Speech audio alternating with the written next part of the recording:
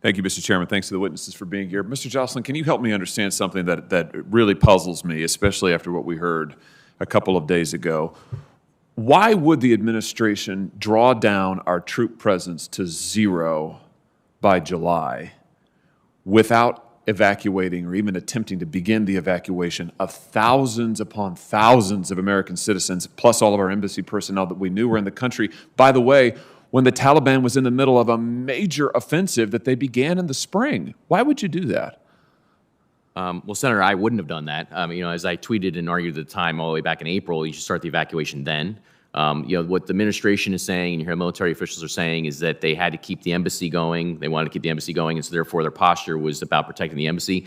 I just disagree with that. What they're saying is that they needed to keep embassy personnel and civilian personnel there because otherwise the government of Afghanistan might collapse. Well, it collapsed, right? So it's sort of a non-starter of an argument for me. I would have been down to a skeletal staff, and I would have had most of the evacuation. I would not have been evacuating through Kabul at all. The last American, in my mind, in Afghanistan would turn the lights out in Bagram.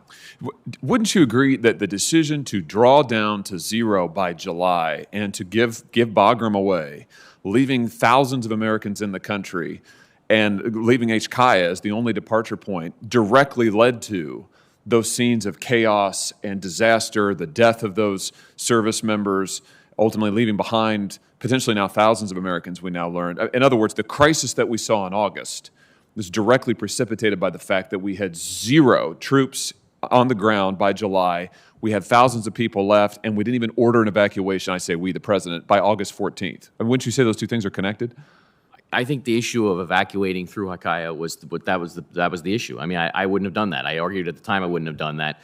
If you know where that's situated in the city with civilian neighborhoods surrounding it, it's an incredibly difficult place to try and organize all this. I think our service members did an amazing job given what they were asked to do. I'm actually amazed that there was only one terrorist attack got through, because if you just know the threat streams around there, I could have pictured something much worse. This is not the way I would have evacuated. I'm certainly not a military logistical expert, but this is not the way I would have done it. Well, we know actually now that the military recommended evacuations much earlier. I'm looking here at an article from Politico that was just came out about half an hour ago. State Department, Pentagon train blame over Afghanistan evacuation. The article reports that General Miller, Scott Miller, who was, of course, our commander on the ground in Afghanistan, recommended that the embassy be closed and that evacuations of American citizens begin before the drawdown of troops was complete. He wanted them to begin in the spring. Lloyd Austin has apparently said that the military recommended that evacuations begin much earlier for reasons that are totally unknown. The president did not order an evacuation until August 14th, directly leading to this crisis. Now the State Department, what's interesting is in this article, the State Department says, oh, no, that's not right. The military actually didn't recommend an evacuation earlier. So we have this embarrassing and frankly childish finger-pointing between these different agencies of the government. I just submit to you, we've got to get to the bottom of this.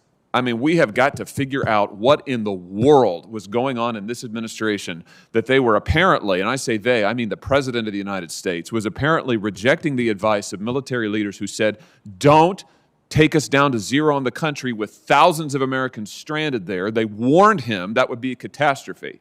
It was a catastrophe. People died because of it. Americans died because of it, because he wouldn't order an evacuation, which his generals advised him to order.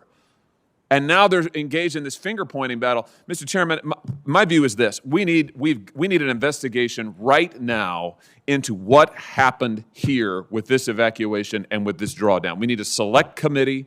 We need hearings held in public to get to the bottom of this decision. Now, I agree that we need to look back over 20 years of a failed policy in Afghanistan and a failed 20 years of nation building. I agree with that completely.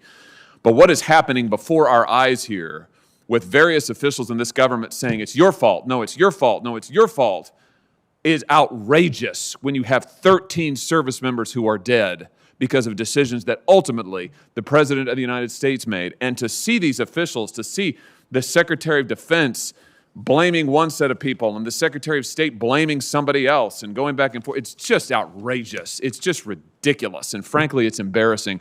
We've got to get to the bottom of it. If Congress doesn't, nobody will. Nobody will. The Defense Department, they're not going to. The State Department, the administration's proved they have no interest in actually getting us the facts. They have misled us at every turn. And if it seems like I'm angry about this, it is because I am. The Missourian is dead because of this.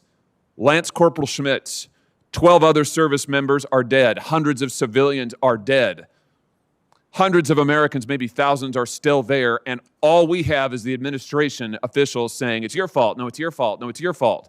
It's the president's fault, but we need to figure out who in the world advised him, why he made the decisions he made, and I submit to you the time to do that is right now. We need to act post-haste. Thank you, Mr. Chairman. Thanks for the witnesses for being here.